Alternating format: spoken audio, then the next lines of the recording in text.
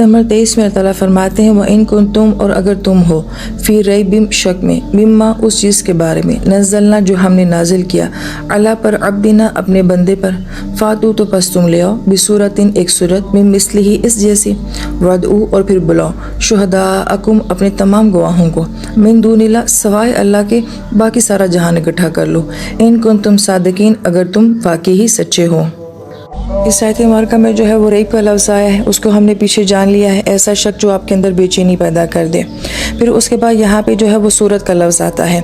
सूरत लफ्ज़ जो है ये सुवरा से है, और सुवरा जो है पहले वक्तों में ऐसा होता था कि जो शहर होते थे तो उनके इर्द गिर्द एक बहुत बड़ी दीवार होती थी जिन्हें फसील भी कहा जाता था, लेकिन अरबी ज़ुबान में जो है उनको सुवर भी कहा जाता था, और उसके अंदर अंदर जो है वो सारा शहर होता था, बाज़ार भी उसी के अंदर हैं, घर भी उसी के अंदर हैं, मार्केटें भी जो हैं वो उसी के अंदर हैं, सब कुछ उसी के अंदर होता था। जैसे कि आजकल इसकी मिसाल है कि बहरिया टाउन है, डिफेंस है, तो गोया कि उनकी एक एंट्री होती है और उसके अंदर जो है वो सारा शहर आबाद होता है। और यही लफ्ज़ जो है ये कुरान पाक की सूरतों के लिए इस्तेमाल हुआ है, और इसकी वजह क्या है कि जैसे एक शहर के अंदर बहुत कुछ होता है, इसी तरीके से इन सूरतों के अंदर बहुत कुछ है, अहकाम भी होते हैं, इबादत भी होते हैं, नसीहतें भी होती हैं, वाज़ भी होते हैं। और फिर दूसरी बात मुफस्सिर किराम ये फरमाते हैं कि जब भी हमें फसील का ख्याल आता है या किसी शहर का ख्याल आता है तो ऑब्वियसली हमें होता है कि उसका कोई बादशाह भी होगा, उसका कोई मालिक भी होगा, क्योंकि अमूमन जो बड़े शहर होते थे वही बादशाहों के मेन मरकज़ भी हुआ करते थे।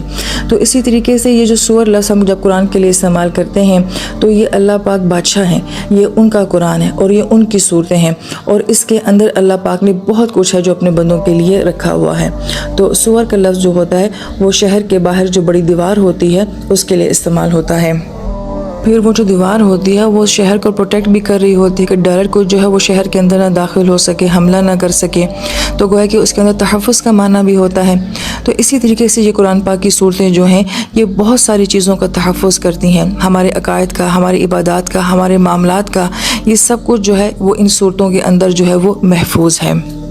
और अगर कोई शहर पे हमला करेगा तो गोया कि वो बादशाह के ऊपर हमला करना चाह रहा है, वो उस तहफ़्फ़ुज़ की दीवार को तोड़ के जो है वो अंदर आना चाह रहा है। तो इसी तरीके से जो इस कुरान के ख़िलाफ़ कोई बात करेगा और इसके तहफ़्फ़ुज़ को तोड़ने की कोशिश करेगा तो वो बराह रास्त अल्लाह बादशाह के ख़िलाफ़ काम करने की कोशिश करता है। इसलिए इस आयत मुबारका में जो है वो चैलेंज दिया गया है कि अगर तुम कुरान की मिसल कोई सूरत ला सकते हो। अब यहाँ पे मिम मिसली कहा गया है, जो मिन का लफ्ज़ आता है अरबी ज़ुबान में ये बास के लिए आता है, जिसे हम कहते हैं सम ऑफ कहते हैं, कुछ के लिए आता है। अल्लाह पाक ने इनको ये चैलेंज नहीं दिया था कि पूरा कुरान बना के लेकर आओ, आपने फरमाया था कि इस कुरान की किसी सूरत की कोई थोड़ी सी मिसाल,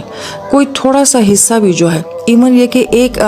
लफ्ज़ भी अगर तुम बना के लेकर आ सकते हो, जैसे कि वल अस्र एक आयत है, एक लफ्ज़ के ऊपर मुनहसर है, अगर इतना भी तुम बना के लेकर आ सकते हो तो इस जैसी किताब जो है वो बना के लेकर आ जाओ।